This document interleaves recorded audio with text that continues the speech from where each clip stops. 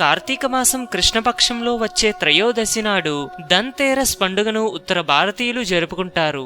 ఈ రోజున ప్రత్యేకంగా లక్ష్మీ యోగం ఉంటుంది.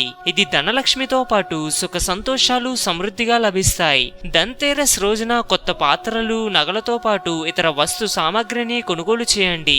దీంతో శుభ ఫలితాలు కలుగుతాయంటున్నారు జ్యోతిష్యులు.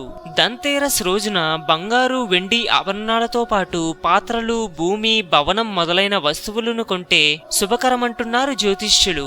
ఈ సమయంలో కొన్న వస్తువులతో సంవత్సరం మొత్తం లాభకారిగా ఉంటుంది. సాయంత్రం యమపూజతో పాటు దీపదానం చేయాలి. ఈ రోజు సమృద్ధి దేవత అయిన లక్ష్మీదేవి, ధనాధిపతి కుబేరుడు మరియు వైదిక నారాయణుడు ఇంద్రుడిని పూజించి అర్చించాలి. ధనాధిపతి కుబేరుడును ఇలా సంతోషపరచండి. స్నానపానాదులు గావించి మీ పూజ గదిలో తూర్పు వైపున కూర్చోండి. చెక్కతో చేసిన పీటపై పసుపు లేదా ఎర్రటి వస్త్రాన్ని పరచండి. కలశాన్ని ఉంచండి. నెయ్యితో దీపాలు వెలిగించండి. భూమి మరియు కలశాన్ని పూజించండి.